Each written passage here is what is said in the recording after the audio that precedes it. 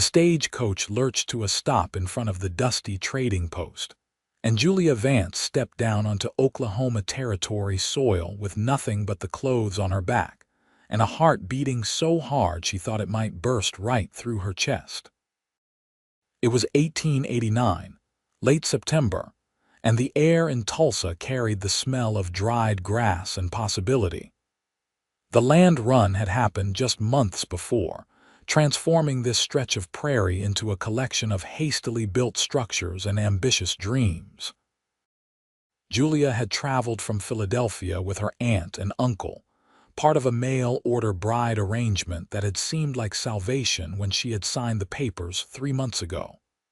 But yesterday, somewhere between Kansas and here, her aunt had taken ill with fever and passed during the night. Her uncle, grief-stricken and barely able to stand, had been left in a town 2 stops back with a doctor who promised to send word once he recovered or buried his wife. Julia had continued alone because there was nothing left to go back to.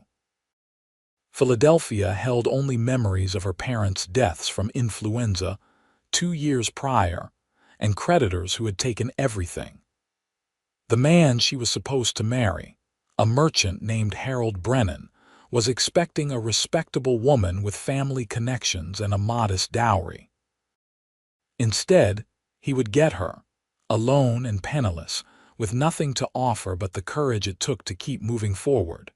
She smoothed her gray traveling dress, already showing the dirt of the journey, and picked up her small carpet bag.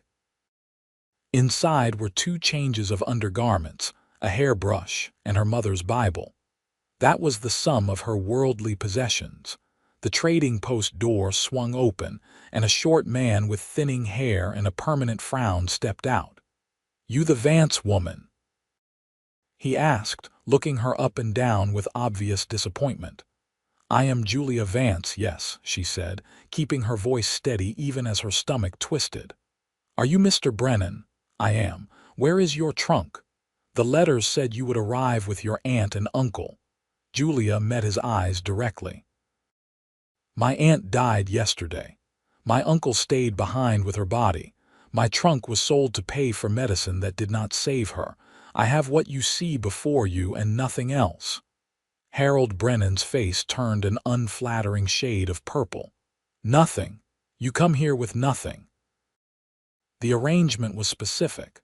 I need a wife who can help establish my business, who brings respectability and connections."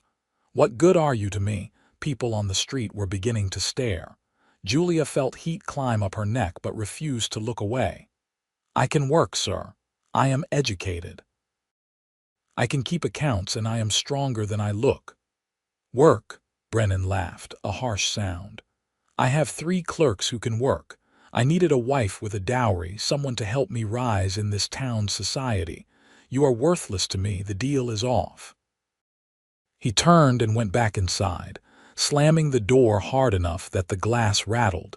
Julia stood frozen on the dusty street as the reality of her situation crashed over her.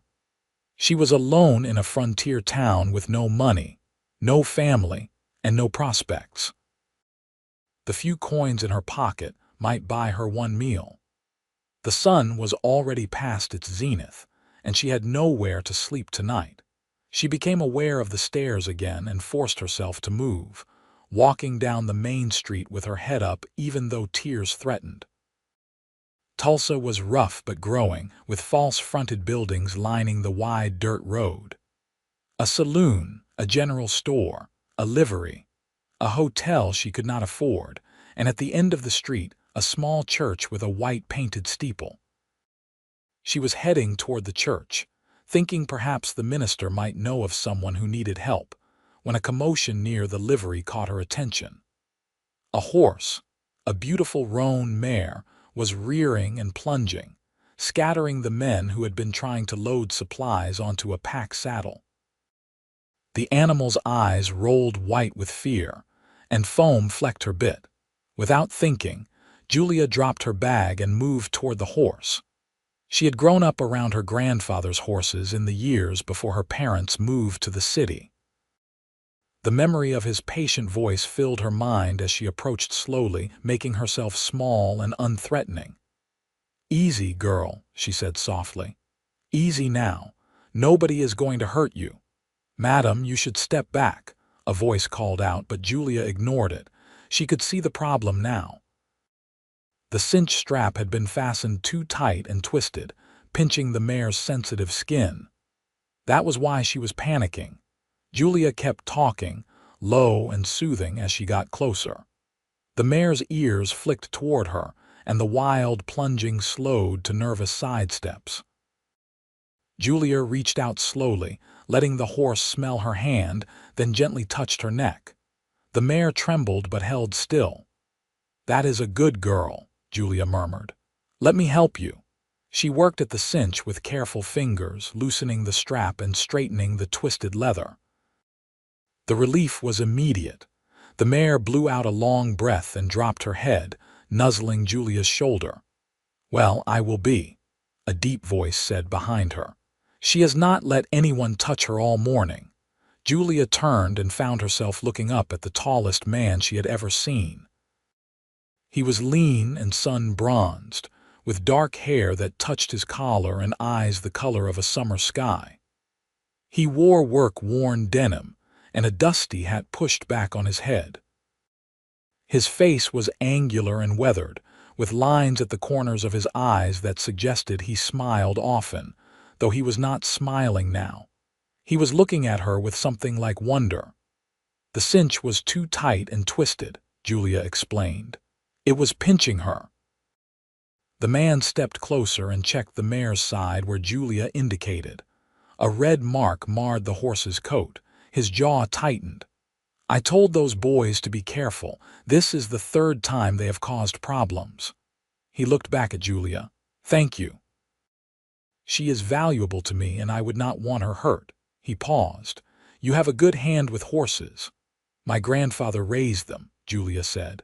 "I spent summers at his farm as a child." The man nodded slowly, still studying her with those remarkable blue eyes. "I am Ryder Ashford. I run a ranch about 10 miles west of here. This mare is part of my breeding stock." "Julia Vance." She offered her hand without thinking, then felt foolish because ladies did not shake hands with strange men. But Ryder took it without hesitation, his palm calloused and warm. "Pleased to meet you, Miss Vance." He had not let go of her hand yet, and Julia felt an odd flutter in her chest. "Are you new to Tulsa? I have not seen you before." "I arrived on the stage about 20 minutes ago," Julia admitted. The exhaustion and shock of the day suddenly hit her and she swayed slightly. Ryder's grip on her hand tightened, steadying her. "Are you all right? You look pale."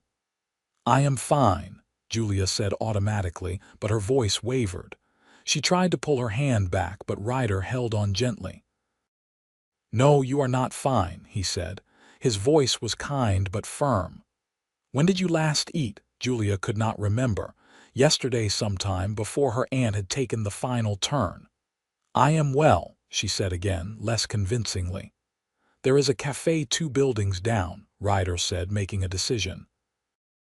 "You will join me for a late lunch, and you can tell me what has you standing in the middle of Tulsa looking like you have just lost your last friend in the world." "I could not possibly," Julia protested weakly. But her stomach chose that moment to growl loudly enough that they both heard it. Color flooded her cheeks. "That settles it," Ryder said. He had a half-smile now, and it transformed his serious face into something that made Julia's heart skip. "Give me 5 minutes to deal with these incompetent stable hands, and then we eat." He was back in 3 minutes, having apparently made his displeasure known in very clear terms. Julia retrieved her carpetbag, and they walked together toward the cafe, a small establishment with gingham curtains in the window. The owner, a round woman with kind eyes, showed them to a table and brought coffee without being asked. "Stew and cornbread," Ryder told her. 2 bowls. As soon as the woman left, he turned his attention back to Julia. "Now tell me what happened." Julia had not intended to tell him anything, but there was something about Ryder Ashford that made the words spill out. She told him about Philadelphia, about her parents' deaths and the debts, about the mail-order bride arrangement that had been her only escape. She told him about her aunt's death and her uncle's grief, about arriving alone and penniless. She even told him about Harold Brennan's rejection, though the humiliation of it still burned through it all. Ryder listened without interrupting. His face grew harder as she talked about Brennan, his jaw clenching. When she finished, he was silent for a long moment. "So you have nowhere to go," he said finally. It was not a question. "I was going to ask at the church if anyone needed help," Julia admitted. "I can cook and clean. I am good with figures. Surely someone needs something." The stew arrived and Ryder waited until the owner left before speaking again. "I need something." Julia looked up from her bowl, spoon halfway to her mouth. "I need a wife," Ryder said bluntly. "My ranch is profitable, but it is too much for one man to manage alone. I need someone who can keep the house, help with the accounts, and handle things when I am out with the cattle or horses. I had a housekeeper, but she left 3 months ago to live with her daughter in Texas.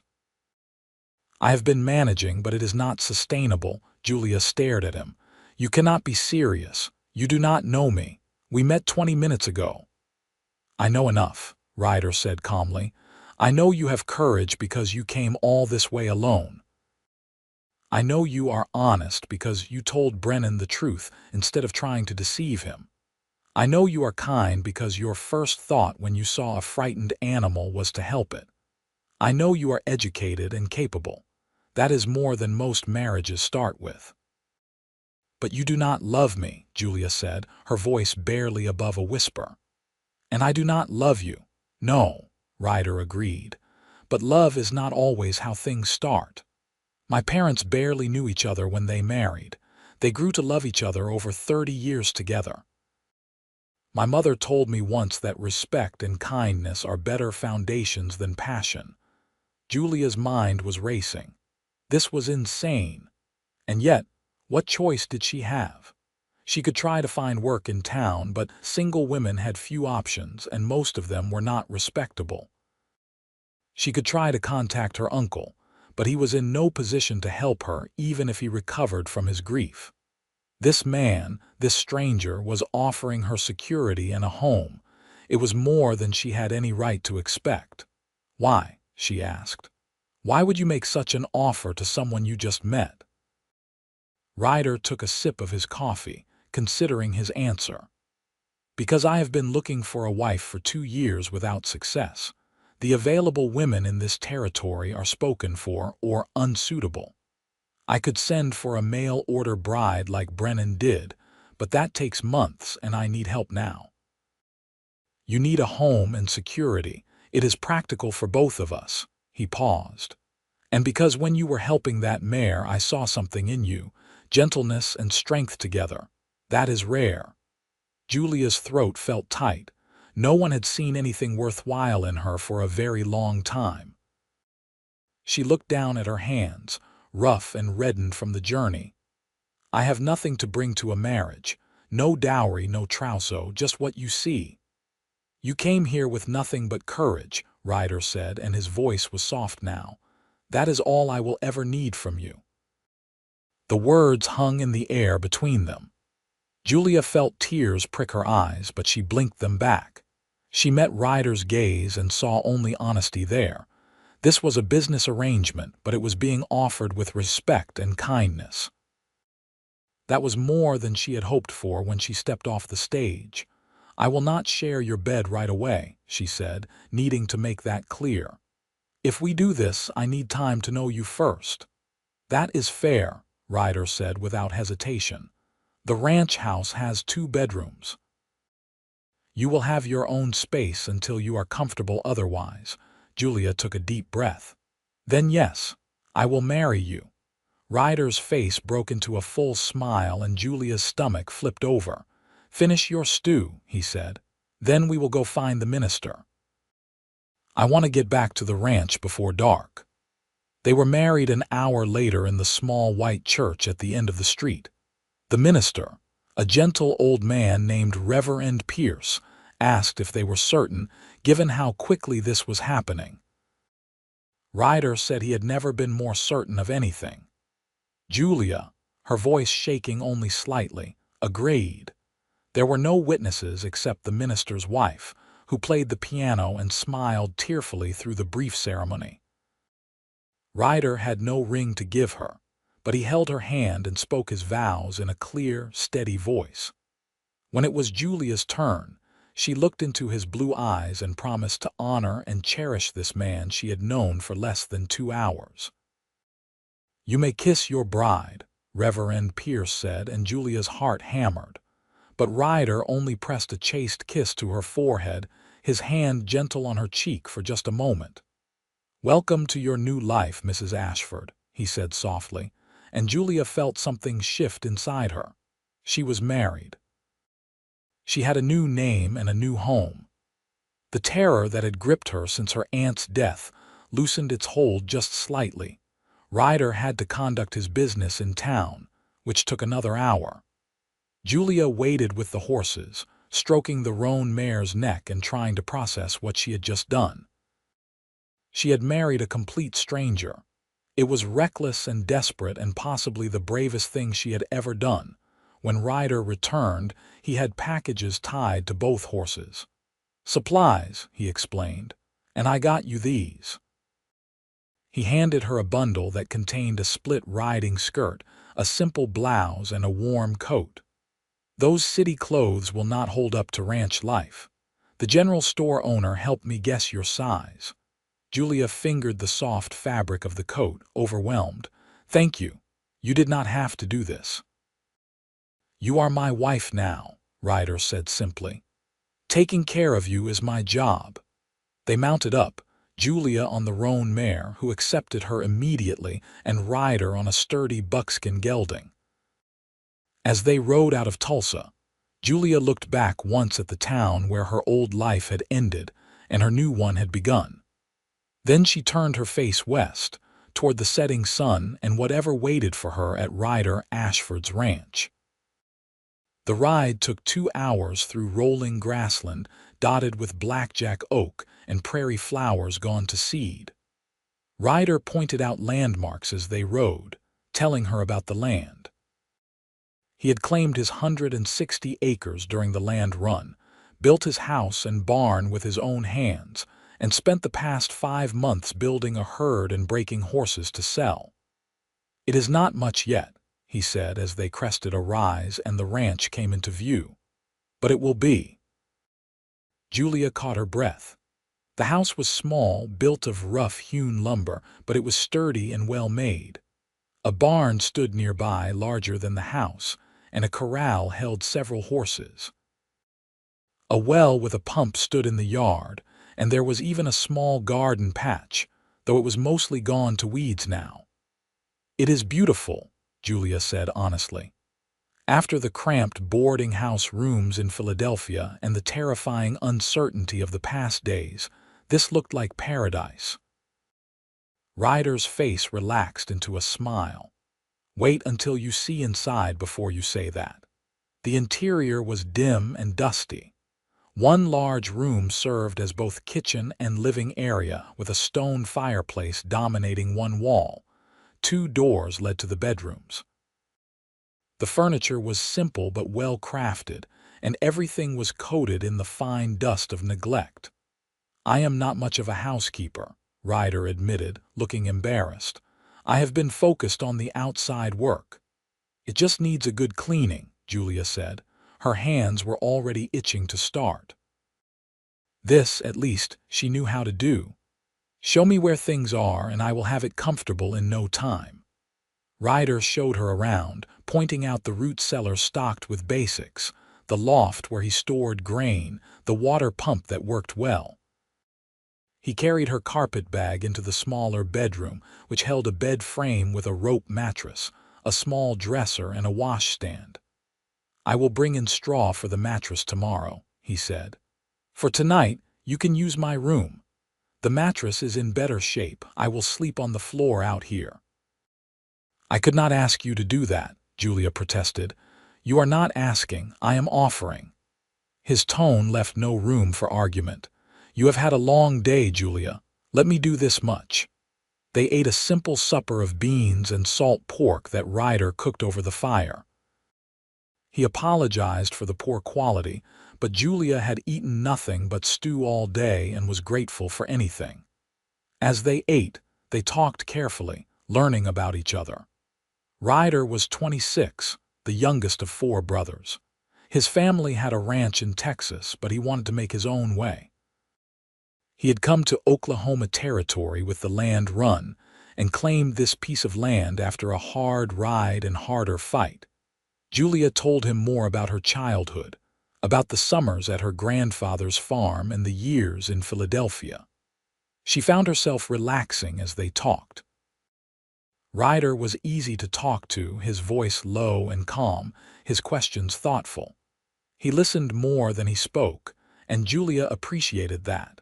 She had been around men who liked the sound of their own voice too much. Ryder was different. After supper, Julia washed the dishes while Ryder tended to the horses. When he came back inside, she was standing at the window, looking out at the darkness.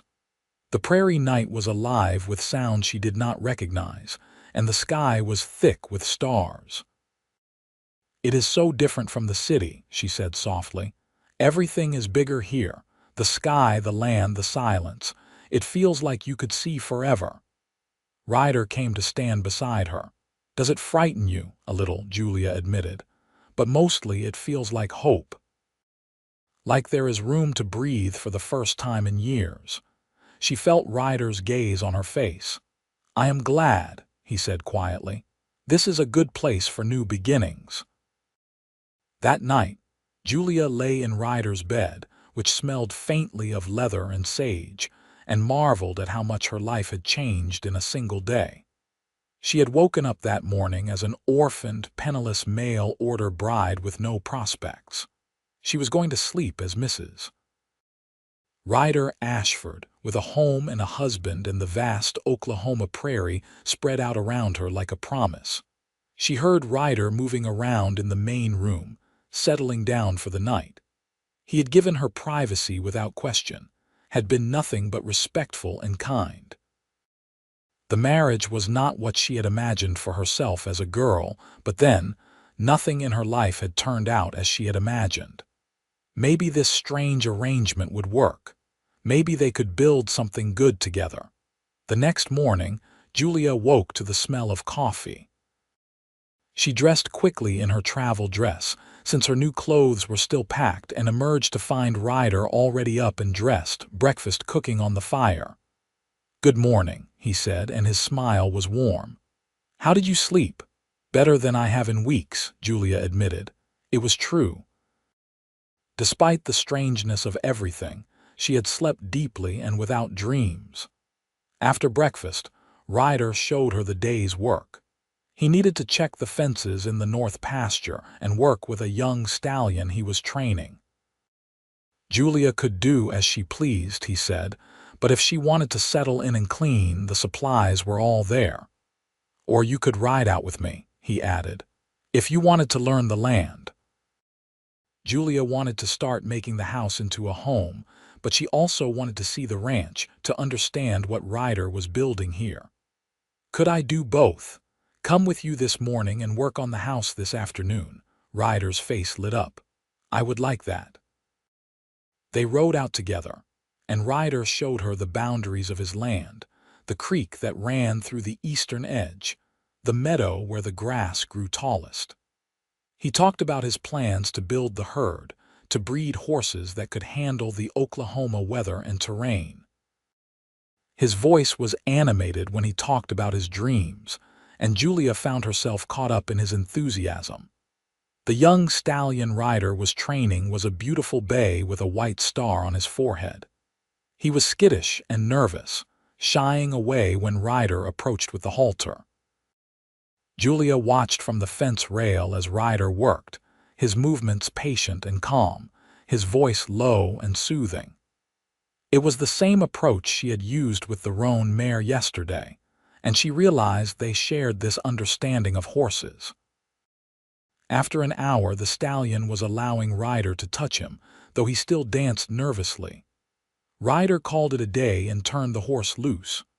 "Progress," he said, wiping sweat from his forehead. "That is all you can ask for." They rode back to the house, and Ryder left her to work inside while he tackled chores in the barn. Julia changed into the split skirt and blouse he had bought her and tied her hair back with a scrap of cloth. Then she started cleaning. It took all afternoon and most of the evening. She swept and scrubbed, washed windows and shook out rugs.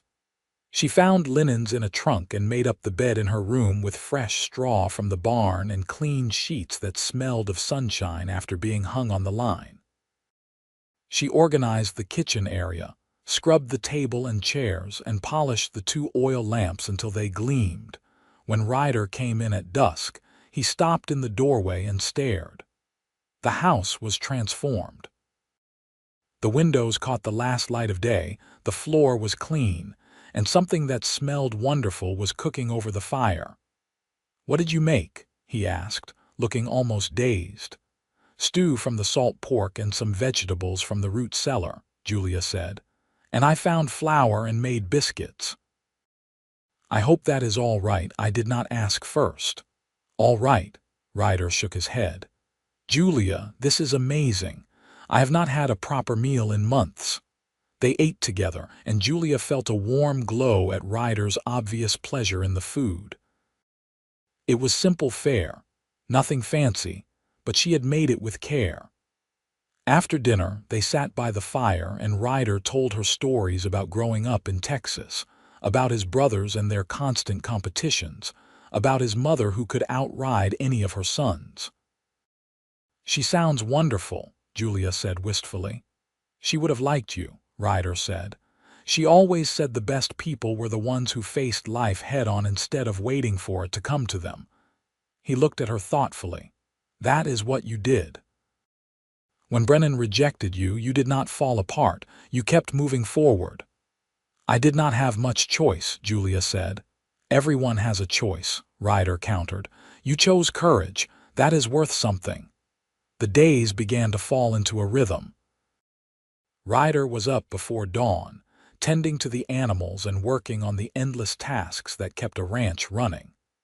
Julia managed the house, cooked meals, and slowly began to make the place into a home. She washed clothes in the creek, hanging them to dry on a line Ryder strung between 2 trees. She weeded the garden patch and planted some late-season vegetables, hoping they would mature before frost. She learned to make bread from the sourdough starter she found in a crock in the root cellar. In the evenings, they would sit together and talk. Julia found herself looking forward to these quiet hours more than anything else in her day. Ryder was intelligent and thoughtful, with a dry sense of humor that surprised her into laughter. He asked about her opinions and actually listened to her answers. He treated her like an equal, something Julia had not experienced with any man before. At the end of the first week, Ryder asked if she wanted to help him with the horses. "You have a gift with them," he said, "and I could use an extra pair of hands." Julia agreed eagerly. Working with the horses gave her joy she had not felt in years. The young bay stallion, whom Ryder had named Thunder, began to respond to her touch. Within days, he was following her around the corral like a puppy, nuzzling her pockets for the treats she always carried. "He likes you better than me," Ryder said, but he was grinning. "I spent weeks trying to get him to trust me, and you won him over in 3 days." "I think he is just hungry," Julia said, feeding Thunder an apple slice, but she was pleased. 2 weeks after their marriage, a storm rolled across the prairie. Julia had never experienced a storm like it. The sky turned green, then black, and the wind howled like a living thing. Ryder rushed them into the house and barred the door, then pushed the heavy table against the wall. "Get under there," he ordered, and Julia scrambled under the table, her heart pounding. Ryder crowded in beside her, his body shielding hers as the storm hit. The wind screamed and the house shook. Something crashed against the wall and Julia flinched. Ryder's arm came around her shoulders, pulling her close. "It is all right," he said, his voice steady even though she could feel his heart racing against her side. "The house is solid. We are safe." They huddled together as the storm raged. Julia's face was pressed against Ryder's chest, and she could smell the scent of him, soap and leather and something uniquely his own. His arm was strong around her, his presence comforting. When lightning flashed close enough to shake the windows, she pressed closer, and Ryder's hold tightened. "I have got you," he murmured. "I will keep you safe." The storm passed after an hour, but they stayed under the table for a while longer, until the sound of rain gentled into a steady patter. When they finally crawled out, Julia was acutely aware that something had shifted between them. The touch had been innocent, born of necessity, but it had awakened something neither of them could name. Ryder cleared his throat. "I should check on the animals," he said, not quite meeting her eyes. "I will come with you," Julia said. They found that the barn had lost some shingles, and a tree had come down near the corral, but the animals were unharmed. They worked together to make temporary repairs, and by the time they went back inside, they had settled into their familiar, comfortable rhythm. But that night, as Julia lay in her bed, she found herself thinking about the feel of Ryder's arm around her, the solid warmth of him, the way her heart had felt like it might burst when he promised to keep her safe. These were not the thoughts of a wife in a marriage of convenience. These were the thoughts of a woman beginning to fall in love. The realization terrified her. This was supposed to be practical, a business arrangement. But Ryder was not a business partner. He was kind and patient and strong. He made her laugh. He valued her opinions.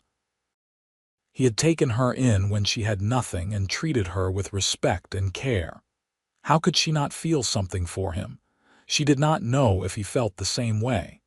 He was always proper, always respectful of the boundaries she had set. He had never tried to kiss her or touch her beyond the occasional brush of hands when passing something at dinner.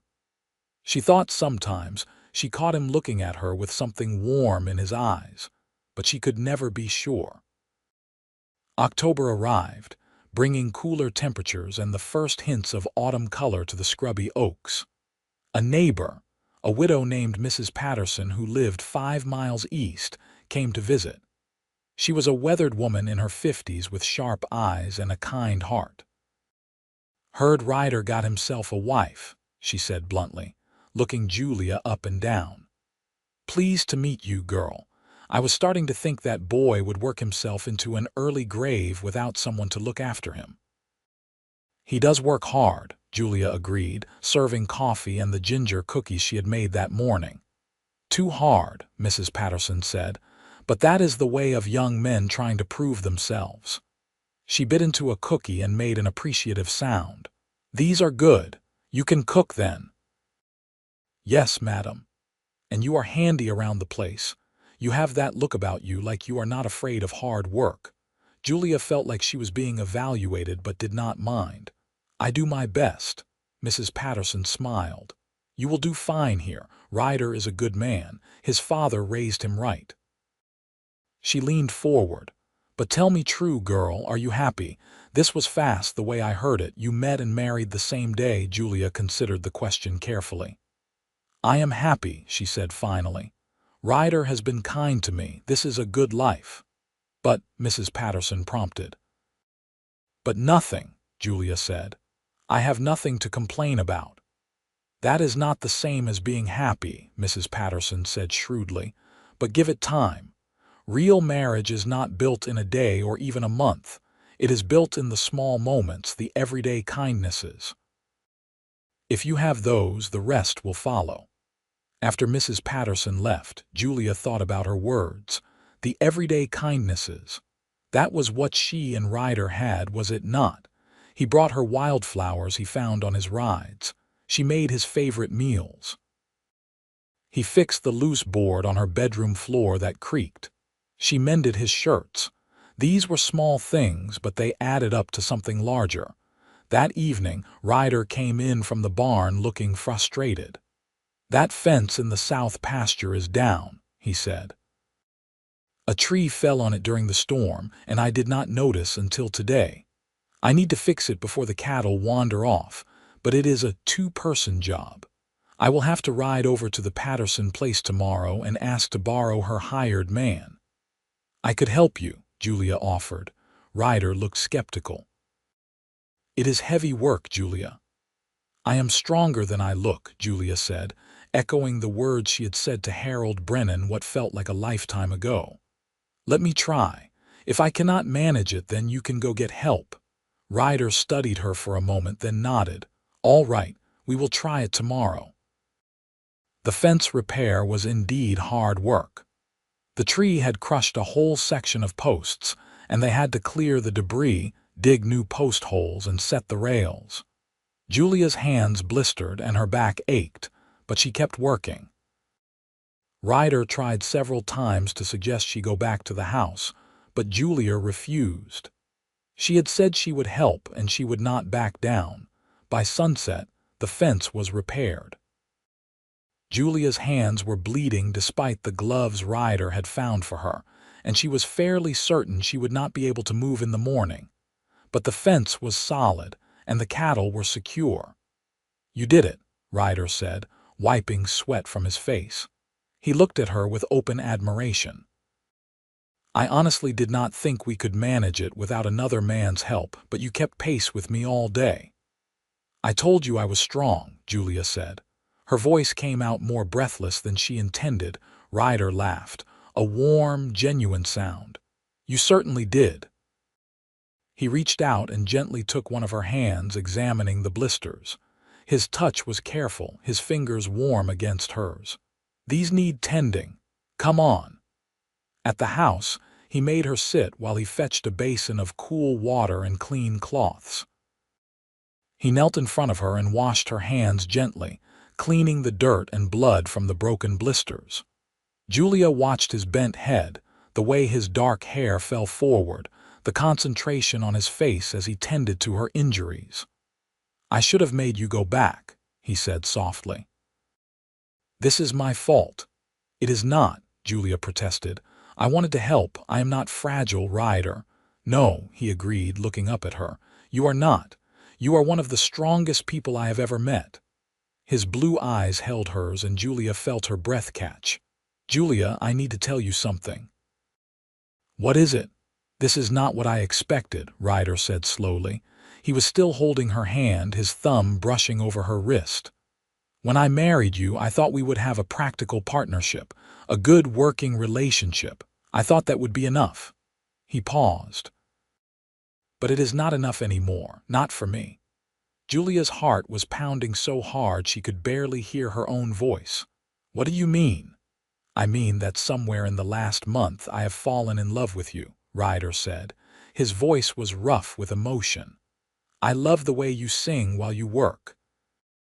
I love how you are gentle with the horses and fierce when you are fighting with fence posts.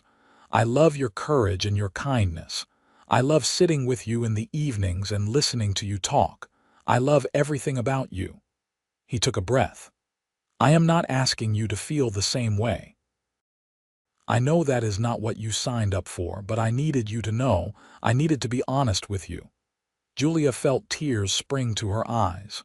"Ryder," she whispered. "You do not have to say anything," he said quickly.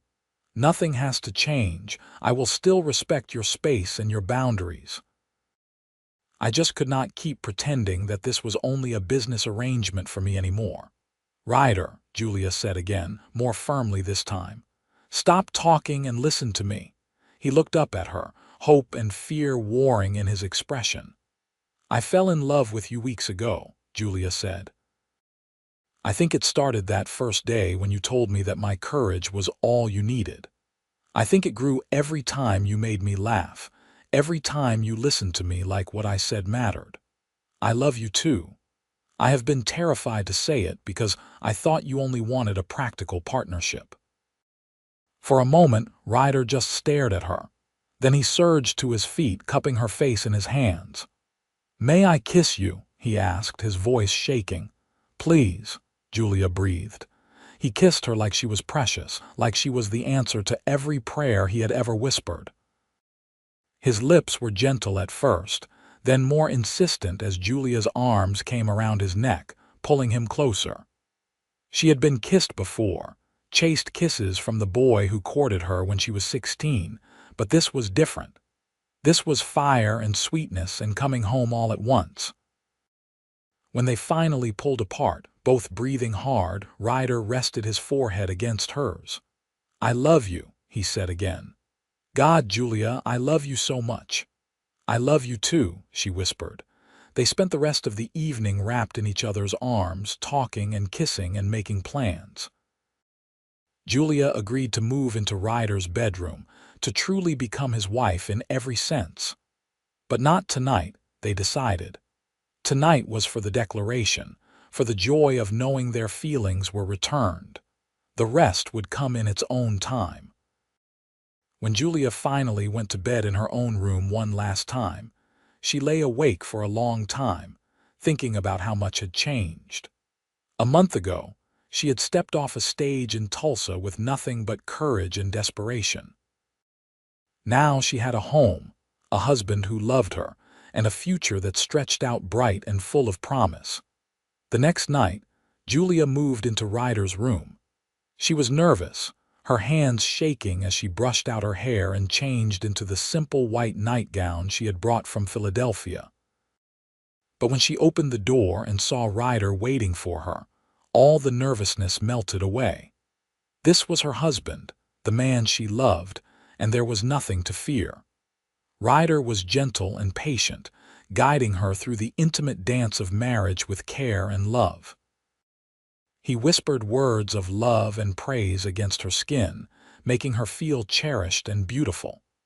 Afterward, they lay tangled together in the moonlight streaming through the window, and Julia felt complete for the first time in her life. No regrets. Ryder asked softly, his fingers tracing lazy patterns on her shoulder. "None," Julia said. "This is exactly where I am supposed to be." The weeks that followed were the happiest of Julia's life. She and Ryder worked side by side during the day, building the ranch and tending the animals. At night, they explored the depths of their love, learning each other's bodies and hearts with equal care. They talked for hours about their dreams and plans. Ryder wanted to expand the herd and build a reputation for quality horses. Julia wanted to start a proper vegetable garden in the spring and maybe get some chickens. November brought the first frost, and with it, news from town. Mrs. Patterson stopped by with supplies and gossip. Harold Brennan, it seemed, had finally found a mail-order bride willing to overlook his poor manners. The wedding was set for December. "Good riddance," Ryder said when he heard the news. "I saw him in town last week and told him what I thought of any man who would treat a woman the way he treated you." "You did not," Julia said, half horrified and half pleased. "I certainly did," Ryder said. "The man is a fool. He had the chance to marry you and threw it away." "That is not something I can forgive easily." Julia kissed him. "My fierce protector." "Always," Ryder promised. December arrived with snow, and the ranch took on a hushed, magical quality. Julia and Ryder worked together to ensure the animals had shelter and food for the winter. They spent long evenings by the fire, Ryder reading aloud from the few books they owned while Julia knitted socks and scarves from wool she had traded for with Mrs. Patterson. On Christmas Eve, Ryder presented Julia with a gift wrapped in brown paper. Inside was a beautiful leather-bound journal and a pen. "I thought you might want to write down your story," he said. "Everything you have been through, everything we are building together. It is worth remembering." Julia was so moved she could barely speak. "Thank you," she managed. "But I did not get you anything." You gave me everything, Ryder said simply. A home, a partner, love. That is more than I ever hoped for. Julia kissed him deeply, trying to put all her love into the gesture. I have something to tell you, she said when they pulled apart. I was not sure at first, and I wanted to be certain before I said anything. What is it? I am with child, Julia said, her voice full of wonder. We are going to have a baby. Ryder's face went through several expressions in rapid succession. Shock, joy, fear, and then pure elation. He let out a whoop that probably scared the horses and swept Julia into his arms, spinning her around. Careful, she protested, laughing. Put me down. A baby, Ryder said, setting her down but not letting go. His hands cradled her face. Julia, we are going to have a baby. Are you happy? She asked, though she could see the answer in his eyes. Happy does not begin to cover it, Ryder said. He knelt down and pressed a kiss to her still flat belly. Hello in there, little one. I am your father, and I already love you more than I knew was possible. Julia ran her fingers through his hair, tears streaming down her face. I love you, she whispered. I love you too. Both of you. The winter passed slowly, but Julia did not mind. She was warm and safe and loved. Her body changed as the baby grew, and Ryder was attentive to her every need.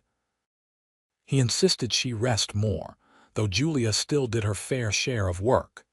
He talked to her belly every night, telling the baby stories about the ranch and making promises about the life they would build together. In late winter, Julia received a letter. It was from her uncle, writing from Kansas.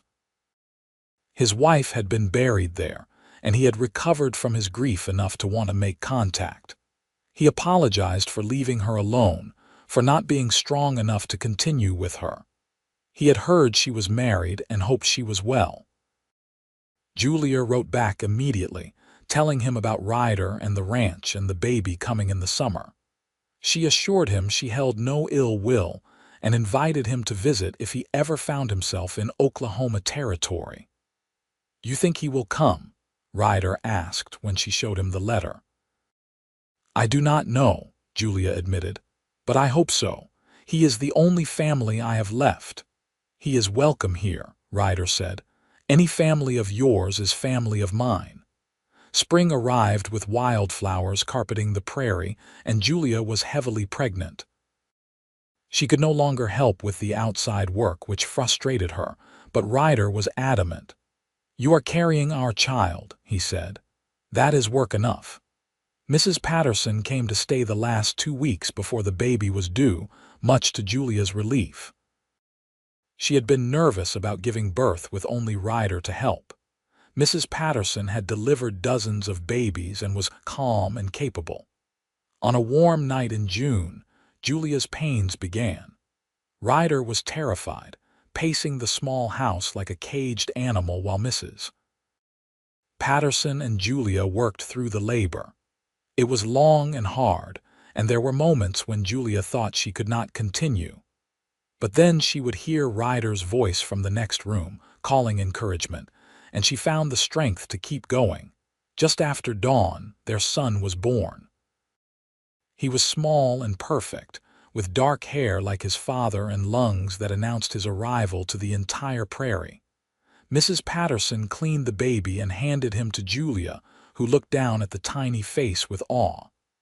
Hello, little one, she whispered. We have been waiting for you. Ryder burst into the room, ignoring Mrs. Patterson's protest that he should wait. He knelt beside the bed, staring at his wife and son with tears streaming down his face. A boy, he said hoarsely. Julia, we have a son. Meet Robert, Julia said, using the name they had chosen. Robert James Ashford. Robert, Ryder repeated. He carefully took the baby from Julia, cradling him like he was made of glass. Welcome to the world, son. I am your father, and I promise I will do everything in my power to give you a good life.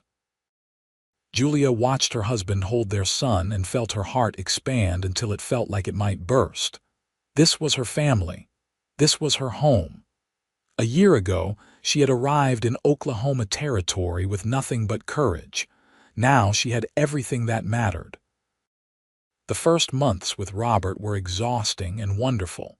He was a good baby, quick to smile and curious about everything. Ryder was besotted, spending every free moment playing with his son. Julia watched them together and marveled at the depths of Ryder's love. In late summer, Julia's uncle arrived for a visit. He was thinner than she remembered, worn down by grief, but his eyes lit up when he saw Robert. He stayed for 2 weeks, helping with the ranch work and slowly coming back to life. When he left, he promised to return in the spring. "This is a good place," he told Julia as they said goodbye. "You have built something beautiful here." "We have," Julia agreed, looking at Ryder, who stood with Robert in his arms. "We really have." The years that followed were full of hard work, joy, and growth. The ranch prospered under their combined efforts. Ryder's horses gained a reputation for quality, and buyers came from as far away as Texas to purchase his stock. Julia's garden flourished, providing vegetables for their table and seeds to trade with neighbors. They added chickens, then pigs, then a milk cow. When Robert was 2, Julia gave birth to a daughter they named Sarah. She had Julia's dark eyes and Ryder's easy smile. 2 years later, another son arrived, Michael, who was quieter than his siblings but just as beloved. The house had to be expanded twice to accommodate the growing family. Ryder built an addition with help from neighbors, adding 2 more bedrooms and a proper parlor. Julia hung curtains she had sewn herself and filled the shelves with books they ordered from catalogs. Mrs. Patterson remained a close friend, visiting often and helping when the children were sick or Julia needed an extra pair of hands. Julia's uncle moved to Tulsa permanently, opening a small shop and visiting the ranch monthly. He became Grandpa William to the children, who adored him. The town of Tulsa grew and changed around them. More settlers arrived, businesses opened, and the rough edges of the frontier slowly smoothed into something more civilized. But the ranch remained a constant, a place of hard work and love and family. On their 10th anniversary, Ryder took Julia out to the creek where they had first ridden together. The children were spending the day with Mrs. Patterson, giving them rare time alone.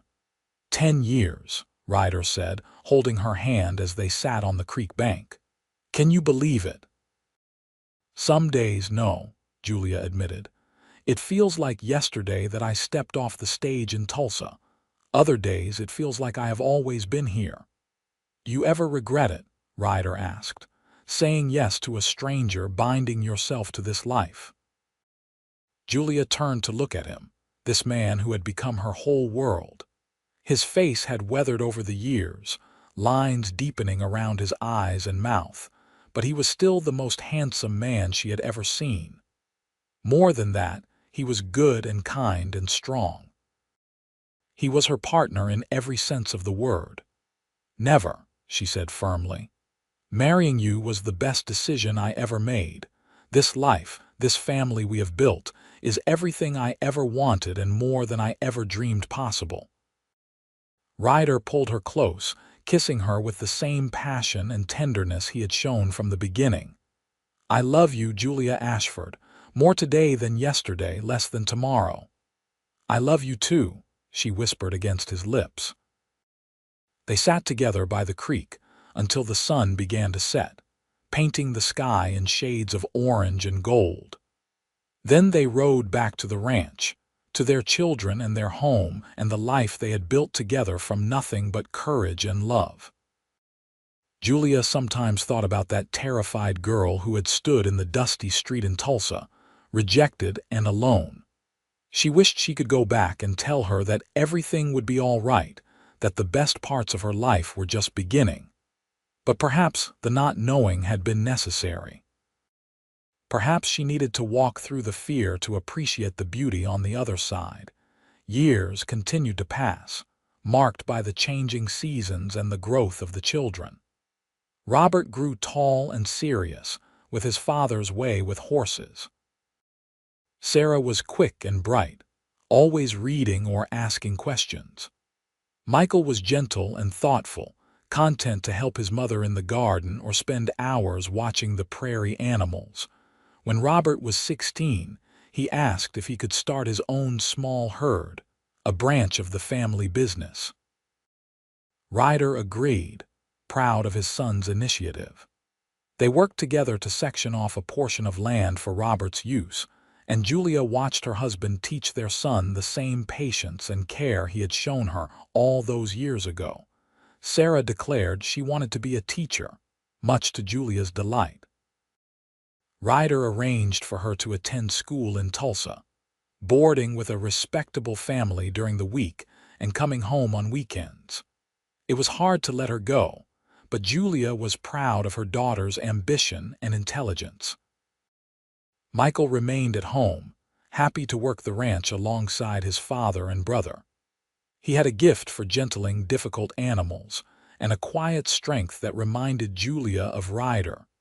Julia's uncle passed peacefully in his sleep when Robert was 18. They buried him in the small cemetery outside Tulsa, and the whole family mourned the loss. But they celebrated his life too, grateful for the years they had shared and the role he had played in their family.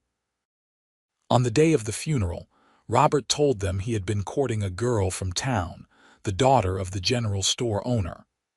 Her name was Emma, and he wanted to marry her. Julia and Ryder gave their blessing, and the wedding was held at the ranch the following spring. Emma was a sweet girl with a practical nature, and she fit into the family easily. Within a year, she gave Julia and Ryder their first grandchild, a little girl they named Julia Rose. Holding her namesake in her arms, Julia felt the circle of life completing itself. Sarah finished her schooling and returned to Tulsa to teach at the new school that had been built. She married a banker named Thomas, a steady man who adored her. Michael married a rancher's daughter from the next county, and they built a house on the western edge of the property. The ranch that had started with just Ryder and 160 acres of raw land now stretched over 500 acres, worked by 3 generations of Ashfords. The original small house had been expanded and renovated multiple times, but Julia and Ryder still slept in the same bedroom where they had first come together as husband and wife. On their 25th anniversary, the whole family gathered for a celebration. There were children running everywhere, grandchildren whose names Julia sometimes mixed up in her exhaustion. But the chaos was wonderful, a testament to what she and Ryder had built.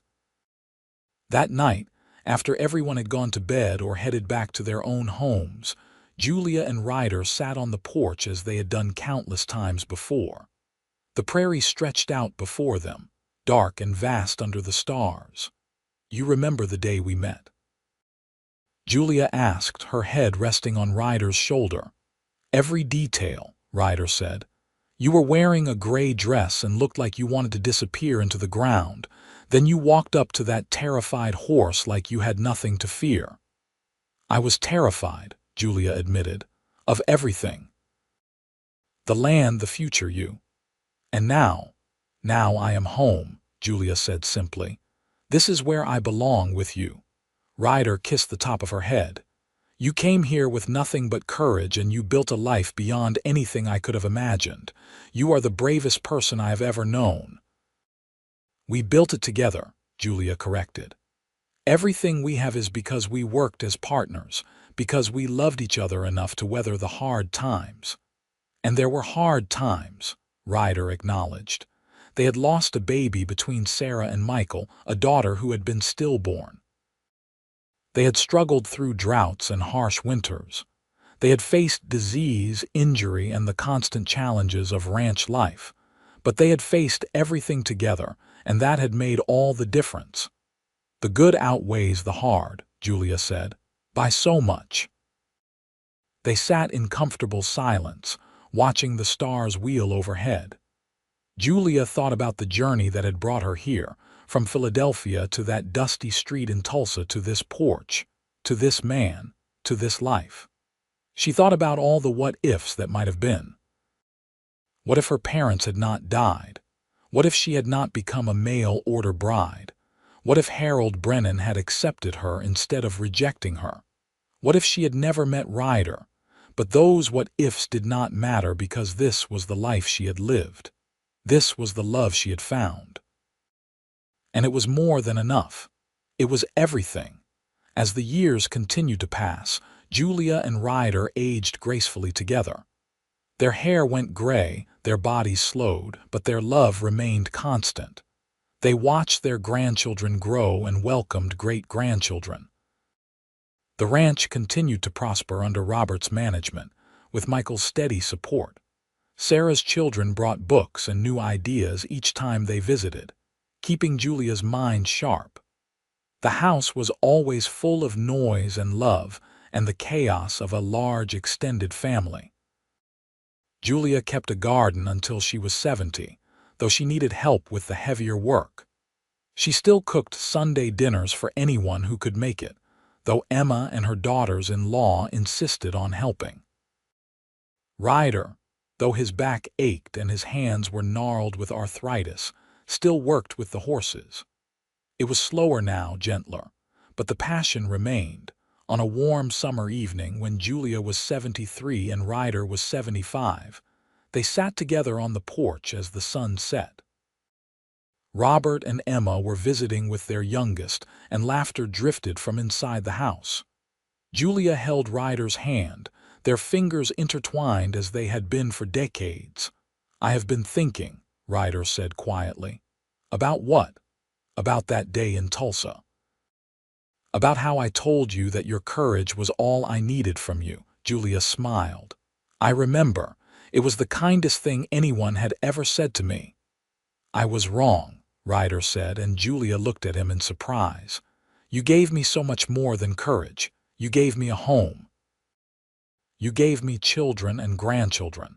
You gave me laughter and companionship and love that has sustained me through every day of the past 35 years. You gave me everything that matters."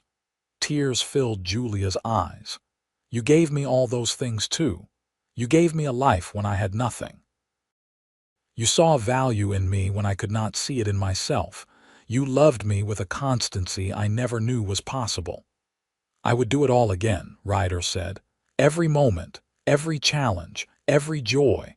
I would choose you every single time." "And I would choose you," Julia whispered. They kissed as the sun dipped below the horizon, two old people who had loved each other through decades of life. When they pulled apart, Julia rested her head on Ryder's shoulder, feeling the steady beat of his heart. Inside the house, their family laughed and talked, secure in the foundation that Julia and Ryder had built. Outside, the prairie whispered its ancient song, the same song it had sung when Julia first arrived with nothing but courage. As darkness fell and stars emerged one by one, Julia closed her eyes and smiled. She had lived a good life, full of love and purpose. She had taken a leap of faith on a dusty street in Tulsa and found more than she ever imagined possible. She had found home. She had found love. She had found everything. And it all started because a cowboy looked at a frightened woman and saw her courage, and because that woman looked at a stranger and chose to trust. That was enough to build a life on. That was enough to build a legacy on. That was enough for everything.